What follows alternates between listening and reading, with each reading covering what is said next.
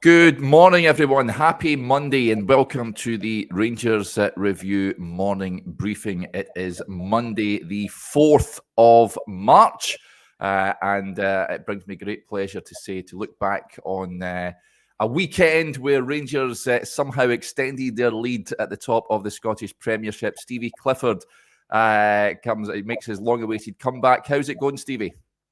Yeah, good morning, everyone. Good to be back on. Just a word of thanks for all the messages and people that have been in touch during my time off. It's much appreciated. So I would much rather have come on and been discussing all the very good results we've had recently, Derek. But unfortunately, a bit of a blip on Saturday.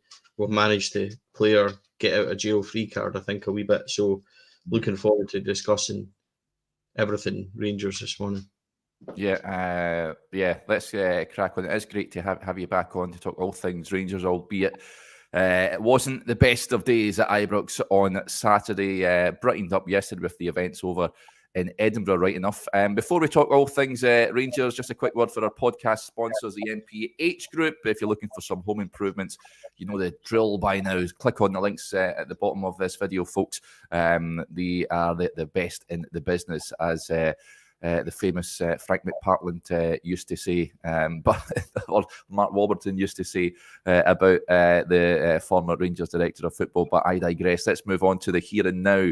And of course, Rangers slipping up at the weekend. I don't think after the two victories prior to the Motherwell game that anyone would have envisaged Rangers slipping up at home to Motherwell. But they did do so. The Steelmen running out 2-1 winners, their first victory at Ibrox since 1997 with an Owen Coyle double put Rangers to the sword. Never derailed Rangers' 9-in-a-row aspirations on that afternoon, and let's hope this does not derail Rangers' title aspirations as well. But Rangers, it's fair to say, Stevie, lacklustre. Someone mentioned over the weekend saying that they put so much effort into the two previous games against Hearts and Kilmarnock. Perhaps they just ran out of steam against Motherwell. Nothing seemed to go right. There are big incidents in the game, of course, which we will discuss.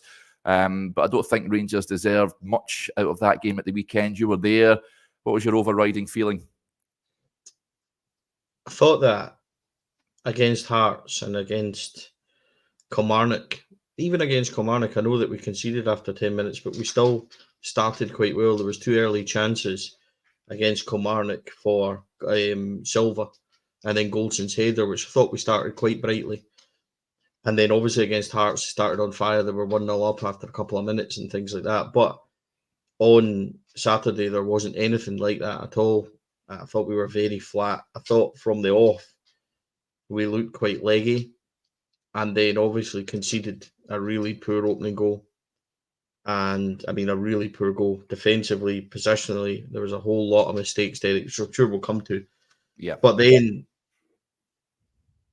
so I think that we've managed to get away somewhat, Derek, with a combination of things, which has, and this is not to downplay.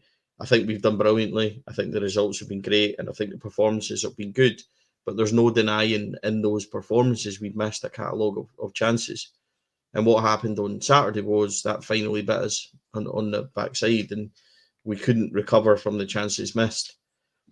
And then on the flip side of that, I think we've been full of energy and full of drive and stuff like that. And even an early goal like that against Motherwell, it wouldn't really have set us back. But I just think it's the injuries have finally caught up with us a wee bit. There was, when you look at that front three behind Dessers, you know, Sterling, Diamandi, McCausland, I don't think anyone's really choosing that. And you're missing too many players. And then you get that blow with the Cortez news just before. I think at the moment in world football, we're the only football club that can have a guy that, you know, kind of walks off holding his hamstring, signaling he's okay to find out that he's potentially out for 3 months. Yeah. So I think our run of luck with injuries just finally caught up with us, because there wasn't a spark on Saturday.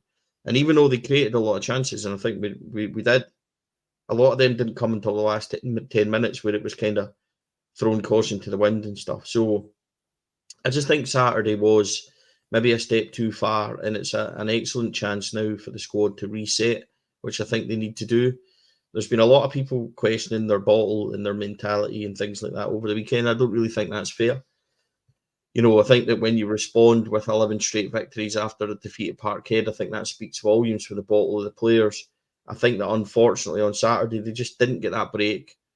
They didn't get the luck when it came to the chances, and they didn't play well enough, right? So it's not an excuse. I think the better team on the day, unfortunately for us, won. But I thought there was a calamity of things that never really happened in previous games. Defensively, Derek, they were all over the place. Centre backs were a mess. They didn't get that luck up front, and the wee break of the ball and stuff. And I just thought we looked leggy. I thought the midfield never really worked, Derek. Never really got any shots from range, which have been doing well recently. That didn't happen. And just a kind of catalogue of things. So it was a really unfortunate day, Derek. But I'm also old enough to know that in title races, this happens. And people my age will remember, not only Motherwell winning that day back in 97, which unfortunately I was there for just a couple of days before, we did seal 9 in a row. I remember Inverness Cali Thistle beating us 1-0 at home under Alex McLeish on the way to a title-winning season. And that was around March, April time. I remember Dundee United beating us 3-2 under Walter Smith on the third title run-in as well. Yep. So these results happen, shock results happen. And my outlook on it was that it's a very poor day at the office. It stings, it hurts. I thought we'll be chasing again, 1 point behind, but it's still all there. It's still all in our hands, and we should maybe just reset a wee bit, and I didn't want to 2-foot the players. I didn't want to go in hard on them. There was obviously, and stuff we'll talk about when it comes to the goals, there was mistakes, absolutely there was, but I think that they've earned enough of us to say, right, it was a poor performance, it was a bad day in the office. It's more important how we react, and going on and calling everyone bottlers and this, that, and everything else, I don't think would have helped. So a wee bit of a regrouping. It was a poor day at the office, and we kind of just have to reset and try and get going for Thursday night. Yeah, huge game on Thursday. Just a heads up, folks, I'll be speaking to a boy called Alfredo who runs a Benfica podcast at 12 o'clock midday today to have a chat about that game. They get absolutely pumped last night by Porto 5-0. So they're not going into the game in any degree of confidence. They lost 2-1 to Sporting Lisbon prior to that in the Cup first leg. So, Stevie, little right smell there, Stevie. Did you say his name was Alfredo? If you don't open that show by going, you have to, Derek. I'm going to start the show by doing a knee slide live and stuff. Yeah, absolutely. Yeah, he'll be as grumpy as I normally are after we take a tanking and stuff like that. So that'll be some show. Yeah. So 12 o'clock, folks, will be speaking to him. But let's look in detail at that game on Saturday. Now, you mentioned there. Centre backs come in for a bit of criticism, Stevie. The two goals we've seen often. Theo Beer sort of bullied the centre backs on Saturday, it's fair to say. Goldson in particular had a really off day. Souttar never covered himself in glory either. There's a bit of chat whether Leon Balogun should have been drafted back in for the game at the weekend. Mm-hmm. That centre back pairing, Stevie, does that give you concern going forward, do you reckon? Or do we just put it down to a bad day and time to reset? Or big games coming up starting on Thursday. You can't afford defensive performances like that. No. So, first of all, if you look at the first real issue was the goal. Yes. And there's a catalogue of errors from this, Derek. First of all, where they concede the free kick down, halfway line, on the touchline, basically down where the Motherwell technical box is, one pass, one forward play from that gets that right through our defence. Now, there's a couple of reasons why that went wrong, and looking back on it and trying to analyse where it went wrong, the midfield positioning is all wrong. Nico Raskin, who was miles off the pace on Saturday, which we'll come to, I think, the midfield three, or a midfield two, where Raskin and Lundstrom, for a free kick in that side, need to be 10, 15 yards over towards the main stand on the left-hand side to stop that happening. If they're shuffling over, then it needs to be a diagonal ball to the other side, which they're not set up to do. The boy wasn't set up. It was pretty obvious where he was going down that line. Yeah. And we're not set up defensively. McCausland isn't set up. Neither of the two midfielders. So there's a massive gap in between the midfielders and your winger that they've just played straight through. So there's mistake number one. Second mistake is John Souttar commits himself. And I think that boy, is it Vine? The number 28 for Motherwell, I think, had a very good game. Unfortunately, Souttar couldn't handle him at all. And he plays off Souttar, manages to nick in front, and Souttar just tries to get there. And then the cut back. And because Raskin is out of position, he's not following anyone in. He's not covering the space at the edge of the area. There's nothing really happening. So the three stages of that goal is it gets cut back. The boy's got miles of room, and there's a whole big space in that area for him just to drift into, and he kind of pokes it towards goal. I've seen people say that Butland could have done better, but there's absolutely no way Butland could have saved that. Come off the inside of the post. So there's a catalogue of positional errors, I think. The biggest error comes from John Souttar trying to win the ball, right? And John Souttar, for me, and dare I say this, has been really disappointing. He is a great siege defender. Now, he had a tackle, a block later on in the game. He had a block at St Mirren against Gogic in the last 5 minutes. He had a block against, I think, possibly Aberdeen when it hit his chest as well. He's a great siege defender, Derek. And by that, I mean that when people are attacking and throwing stuff on top of him, he's normally quite good at dealing with it. But see, positionally and defensively, as in making decisions, I think his judgment is really off. And trying to win the ball in front of the striker on Saturday, it wasn't needed. Shepherd him down the line and make him do something, make him make the decision. So he was off, and I thought that was a mistake for that one. The second goal we'll come to in a minute as well, which was another kind of catalogue of errors. Joel Newbley went and ragdolled Connor Goldson a couple of years ago and really spooked him, Derek. Really spooked him, was really up in his face, and he couldn't handle it. I remember a striker for Livingston called Dolly Manga or something like that. Yeah, Dolly Manga, yeah. And he absolutely terrified Goldson as well. And Goldson every now and then gets spooked by a big, rangy kind of striker.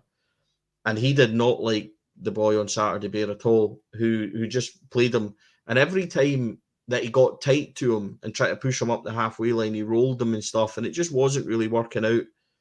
And he had I thought that Connor Goldson, positionally, clearances, was really poor and really spooked. He wasn't at fault for the goals, right? But I think his overall performance was really poor. And for the second goal, Derek, again, it comes from a cross on the left-hand side. Goldson puts it out and it drops to Diamandi, who takes a touch. And he should be at that point thinking, I'm going forward with this. But the play is now reversed to the other side. So as Diamandi takes a touch, Lundstrom and our defence all run out in unison because we're in the transition. Diamandi needs to try and find Silver or Dessers, but he loses the ball. Because we're all running out, the Motherwell defenders or attackers who were getting picked up, they suddenly become free because we've left them because we've ran out. And what happens is they drift onto the back post, and as the ball comes across, there's three men on James Tavernier at the back post, and Tav gets caught. He thinks to himself, I need to go forward to try and stop this. But in going forward, he gets caught under the ball and he loses the man at the back post. The question is, Diamandi should clear it, absolutely. In the transition, he should put it down the line or something. Then we regroup and we go again. The other thing to consider is, should Jack Butland come and get that? Because it's right in his 6-yard box. We've come so accustomed to Jack Butland being so good and coming to collect things. I don't know if it's harsh or not because of how quickly it happens and because everyone's on the back foot. But because everyone's back foot, Tav gets caught under the ball. Could he have just held his position? But if he doesn't move forward, would they have had a free header first time? It's so difficult to kind of, that's for analysts and that to kind of try and decipher. But for me, the mistake comes from Diamandi's not holding the ball, the touch. He lets it go. The cross in comes in. Tav's caught. Butland's caught. Everybody's a bit flat-footed. And at that point, I think the game was over. Knocked the stuffing out of them just enough. Completely flat. And the other thing was as well, see when we equalised on 60 minutes, there was a couple of times where Lundstrom got it and stuff, and he was extremely slow. And in the midfield, they weren't kind of driving on and what I would expect from them. I just thought we were leggy, Derek. I just think it caught up to us. Yeah, and not having those available changes in the wide positions. I think really hurt us. Even somebody like Rabbi Matondo in that out ball would have been so handy because it would have consumed Motherwell a wee bit more. I thought that Dessert had a Dessert's day. He was really off. Can't rely on him. That's the thing. I think, the problem with Cyril is that he will score goals for us. He will get 20 plus, and he's a very likeable guy. But eventually, needing 5 chances to take one was going to catch up to us. Yeah. And he had some half chances, which he just didn't take. I think he was put off in a couple of minutes into the game in what was a farcical performance by Alan Muir as a referee, by the way. Yeah, it was poor.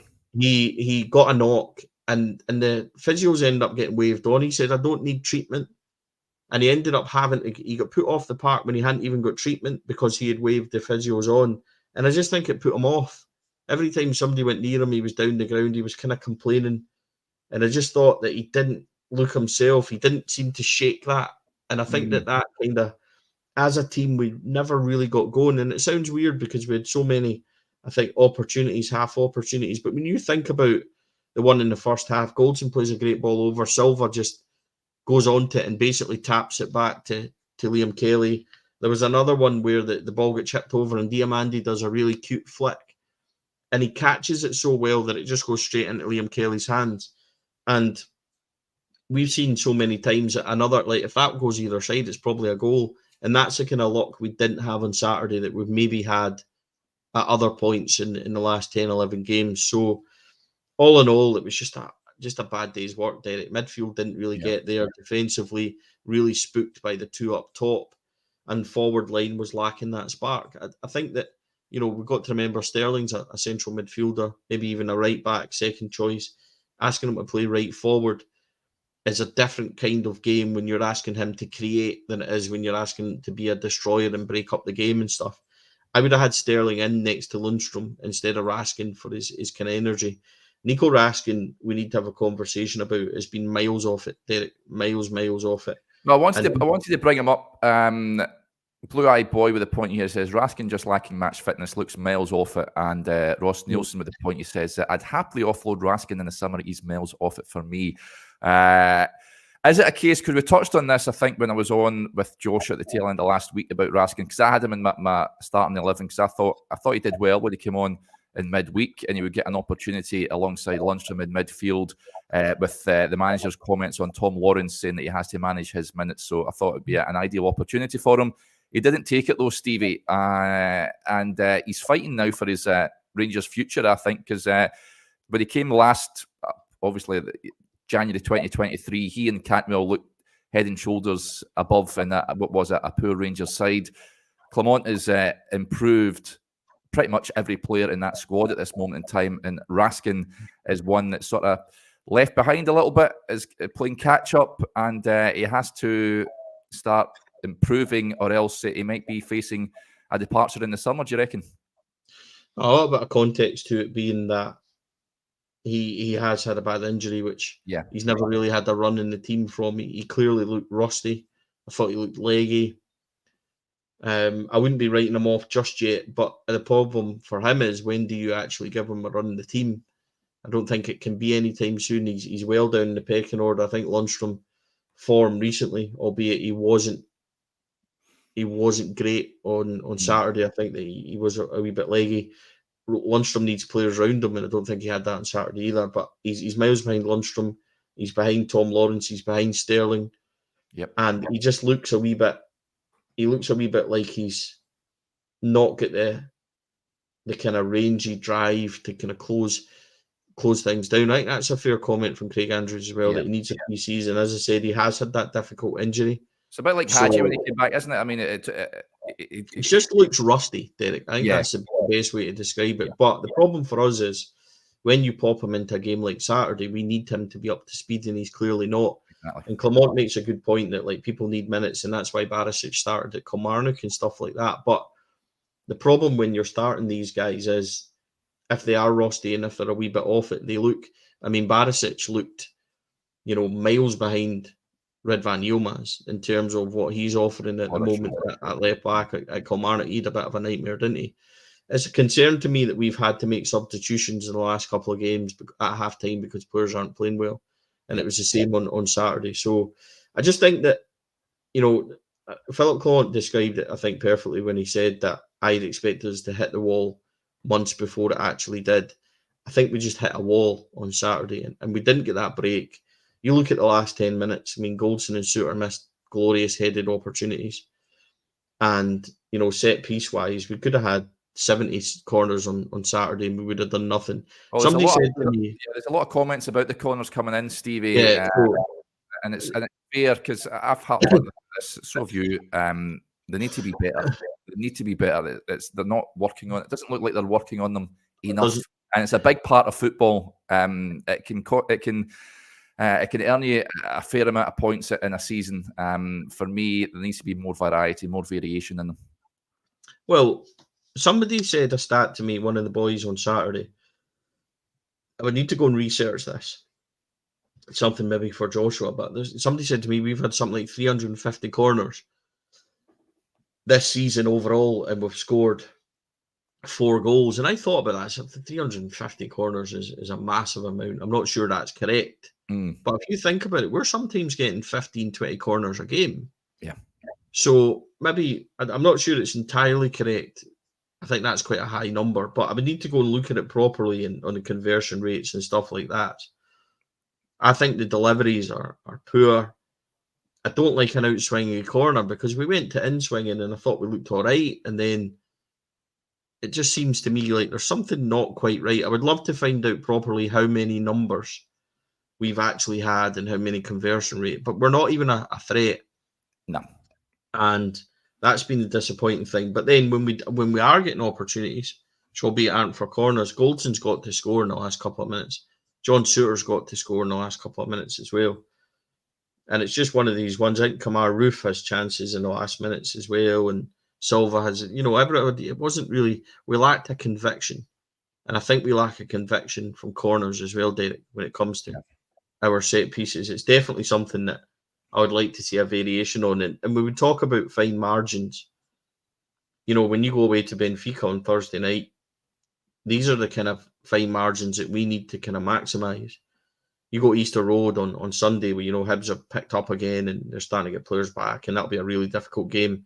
And I know we kind of cuffed them a couple of weeks ago, 3-0 there. It's not going to be the same game, especially with our injury situation. Corner kicks are fine margins that we need to try and, make the most of. So I think that, the thing I would say about Saturday is that it needs to be a reset completely, I think, for a lot of things. And it's not fatal, Derek. It might be a good thing in the long run. It might be a good thing in the long run. Well, it needs to be a good thing in the long run. That's what we're in a title race that I don't think anyone really ever expected us to be in. I don't think many of us expected after Saturday at 5:00 to still be where we are on Monday morning. So we just need to take it game by game and not get too high and not get too low, I think, by what's going on. There's such a long way to go. And as I said at the start of this with title races, weird results pop up all the time, Derek. Exactly. All the time. And I wouldn't be surprised if there's more. The games against them are going to be massive. I think we need to try and get a few players back. I know people are talking, about Sima, Cantwell and injuries and where they are. So hopefully we can get some back. I'm not sure that, I know that people have said, Danilo's back in training. There's a whole lot about Danilo that, I don't expect to see Danilo until the end of April, May time. So I think we can rule him out. I know he's back in training, but he's doing light training, like weight stuff and things. He's not on the grass. He's not running or anything yet. Sima is starting back on the grass this week. He's about 4 weeks away. There's an off chance, Derek, that you might see Sima in time for maybe Hibs at home at the end of the month. I think 4 weeks away, that's an all right kind of target for him. All going well if he responds well. Cantwell and Matondo next couple of weeks, they might be back. So these are boosts that we need. But Cortez is finished with the season by the sounds of it. Dowell we're not going to see.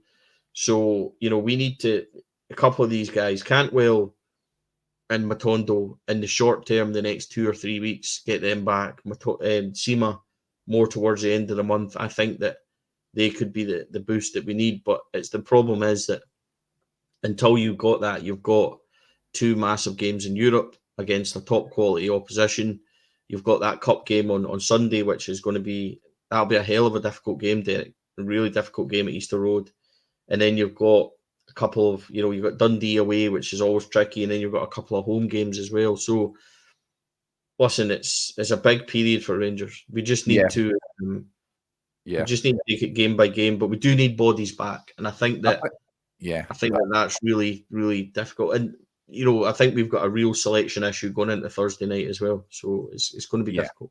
In a way, though, I mean, we've got 2 Europa League games in the Scottish Cup before Rangers back in league action. For me, it's maybe came at a decent time, a break in the league, and can concentrate on the other competitions. But certainly in the forward areas, it's a concern for me, especially over on that left-hand side where Oscar Cortez has impressed since arriving on loan. It remains to be seen what the future holds for him. Rangers do have that option to buy in the summer, but we're not going to see him between now and the end of the season, which is a big blow. There's no doubt about it. It's a shame because I thought he looked a good player, Derek. I think that even at Kilmarnock in the first half when he got the ball, I thought he looked dangerous. I thought he looked like the one that might do something. He was heavily involved in the second goal. Obviously scored against Hearts. I thought that he was starting to impose himself on games and kind of show something. So, as I said to you, we're in the stage now where somebody could go down and bang their knee and, get a wee bruise in the knee, and other people would be out for a couple of days, and we'd find out that he's, by the time he got into the dressing room, he's dislocated his knee and stuff. That's the way it is for the moment. We're getting wee things where players end up out 3-4 months. So it's just, it's really difficult. We can't afford for any more. We need to get Matondo, Cantwell back. We need to get Sima back, as quickly as possible, end of the month or whatever. But Roof needs to steer clear of injury, which is easier said than done as well. I mean, I think Lovelace, I've seen a few comments as well saying Zach Lovelace could be an option. Also, we haven't seen him under the new manager. He has been playing a few B team games, so that could be another bright spark, perhaps. I'm sure the manager will look at him. Yeah, I mean, I think that's a totally reasonable suggestion. But is he going to get booted off the field the way that McCausland did on Saturday? So, well, I wanted to touch on that, Stevie. That the McCausland tackle, of course, he left on crutches at Ibrox. The manager said he get kicked off the pitch. And he was puzzled as to why there wasn't punishment for the Motherwell player Casey, given the fact that Cifuentes and Sterling have been sent off recently. For me, if they're sending off Stevie, Casey's a sending off. You're a qualified referee. Your view on it? Well, I was once. I'm now happily retired and away from that game. But for me, there was excessive force in the tackle. He's caught him high after he's played the ball square and halfway up his leg. And for me, when you think about some of the decisions and some of the red cards from VAR, and I'm talking about not even in our game, there was one, St Mirren, Dundee and stuff like that were just atrocious. You look at them and you think these are horrendous decisions. And even last week, the decisions at Kilmarnock, penalty against Lundstrom, never a penalty against Lundstrom. The one where Lewis Mayo, is practically tipped it. His hands full stretch and he's more or less hit that slap bang the hand. There's some extraordinary decisions being made and being given. And you look at the ones, even, I made this point a couple of weeks ago. Last week it was online, that if you think away back to St Johnstone, we had 2 Stonewall penalties at the time not given. VAR had to intervene. We had penalty shout for Cortez against Ayr, which was a really good shout. In fact, was a penalty, not even looked at. We had one Silva at the end against Ross County where he was practically short, getting pulled off him, not given. And there's a lot made about decisions that Rangers are getting. Even on Saturday, it was a pretty clear penalty on Fabio Silva, and it took them 4 minutes in VAR to decide to go and have a look. And it baffles me. I think the referees are now in a position where they are scared to make a decision themselves. I think they've got the safety net, Stevie. VAR make decisions, aren't they? So, I thought there was some really poor decisions midweek. Even if you look at that Ross County one where the boy handballs it, it's clear as day. And VAR weren't even looking at it. They were looking at a pool. They were looking at something else. I mean, it's difficult to defend not VAR as a whole, but the people that are making these decisions are not getting them right.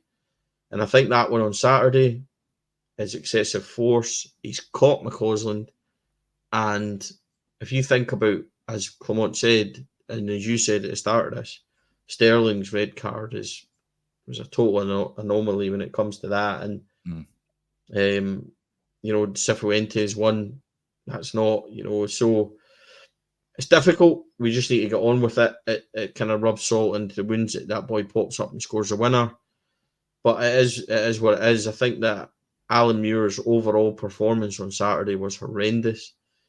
As somebody that's been there and can understand how it all works, I kind of always try and look at it objectively. But some of the decision making, like the one on Tom Lawrence, when he's through in the middle and he just gets barged off the ball and he waves play on. There was another one as well, Derek, where Spittle was actually off the park receiving treatment and Rangers are attacking down the right side and he runs on midway through. We're about to pass down that side. He's not waved on. He runs on.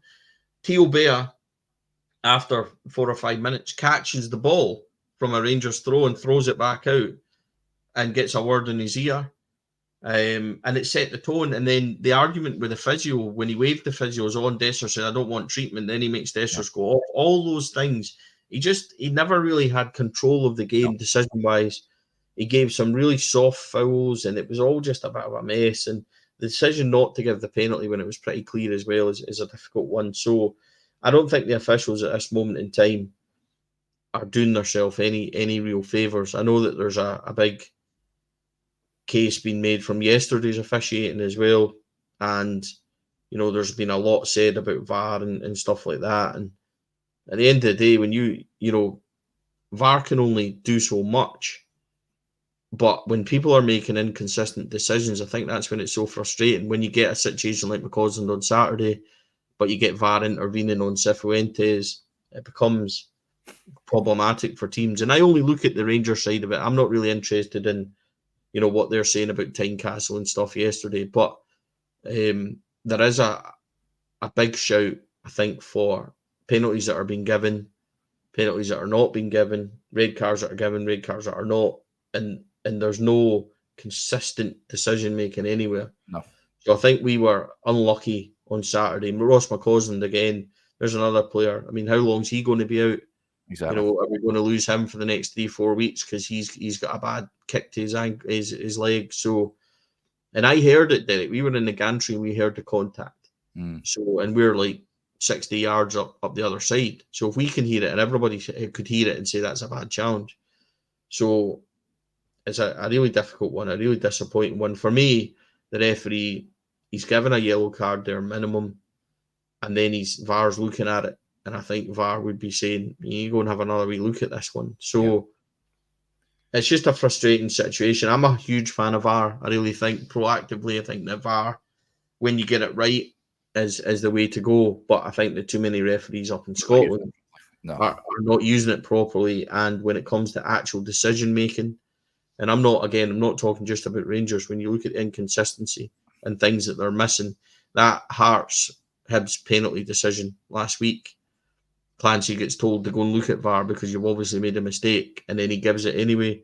That's the big decision making for me. Things like that are just completely off. So there needs to be a greater standard of refereeing in this country, I think. Overall.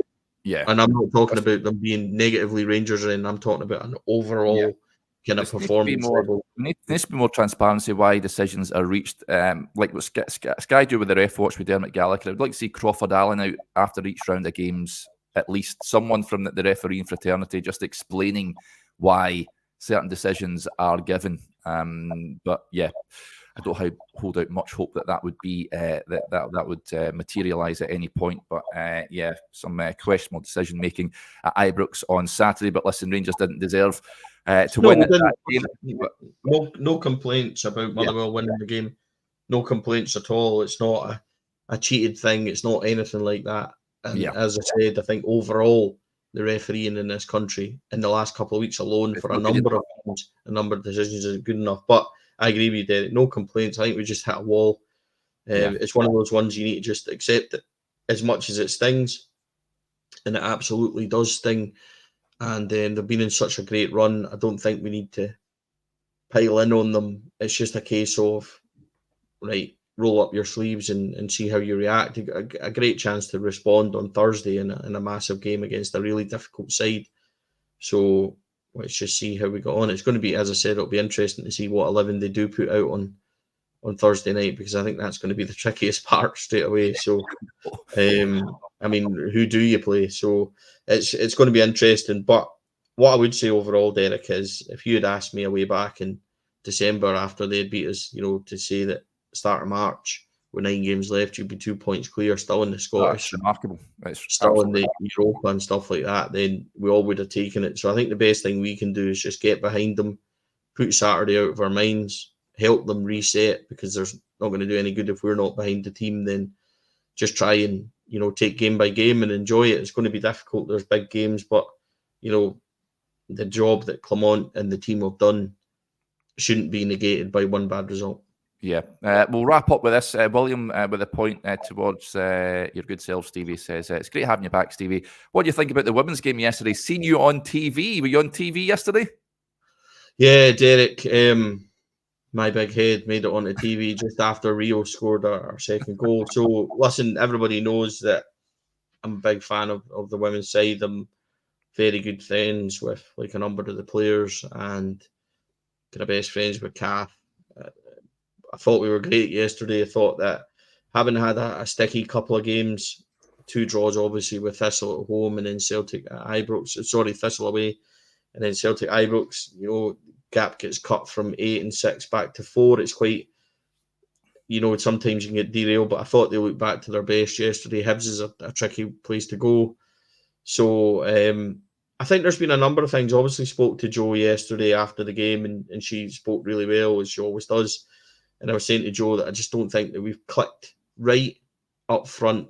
Basically, has been a bit difficult. And again, injuries there, Derek, and that team are ridiculous. There's McLaughlin, Howitt, Libby Bands, and Kirsty McLean, who are all massive players for that team, and they're all out injured. So it's not just the men's team that are getting it. But I thought the women were great yesterday. A fantastic result, really good performance. Delighted for Rio Hardy, who's not found the net as much lately, but come in yesterday with a really strong left-footed finish as well. She's lovely as well. She's such a nice person. So I was delighted for her and delighted for the team overall. And listen, Jo Potter's doing an incredible job there. And that, the women, like the men, have got a possibility of a treble this year, as difficult as it may seem, but they're doing great as well. So hopefully there's going to be a big end to the season for both the men and the women's team. But it was great for the women yesterday. They did perform well, so all credit to them. Yeah, good stuff. Well done to Jo Potter and the women's team. Right, my dog's come in. He wants to be taking his morning walkies, so it's a good time to wrap up the show. Huge thanks to Stevie for coming back on. Brilliant having you back on, Stevie. And just a heads up, folks, I will be speaking to the Alfredo, not Morelos, but another Alfredo at 12 noon this afternoon to look ahead to the game on Thursday night against Benfica. So we hope you can join us for that. Over on the website, we've still got those offers on. As you know, if you're watching us on Instagram, Facebook and YouTube, £4 for 4 months or £18 for an entire year. Head over to rangersreview.co.uk/subscribe for all the details. Joshua's got a great analysis piece on there from the game at the weekend. Right. You can, just to say as well, you can still use my code for 10% Oh, yeah, off, right enough. Derek. So if you want to stick Clifford 10 in there, again, I've no idea why I'm a kind of football, make me sound like I'm number 10 or that. It's not, maybe 10 stone overweight or something. I don't know. But Clifford 10, stick yourself in there for 10% off, which will give you a wee discount on the £4 and £18 offer. Again, Derek. So sorry to interrupt you. Just before we end, just thanks again for everybody. There's so many messages, so many kind of words of support over the last month. Obviously, really kind of difficult time losing the old fella and stuff, but I really appreciate everybody being in contact and stuff like that. So thanks very much, and I hope that, well, we can't even blame me, Derek, because this wasn't planned for me to be on here this morning. So this was a kind of last minute thing this morning. So it can't be Stevie's back and we've been beat. So I'm not taking any blame for the result on Saturday. This was an unplanned, unscheduled visit from me this morning. So, but hopefully back to normal now, as much as I can be, and back on. Hopefully get behind the team the next few games and see where it takes us. Yeah, absolutely. Right, folks, that'll do us there. We'll speak to you again tomorrow if I don't speak to you a little later on. But thanks for watching, and bye.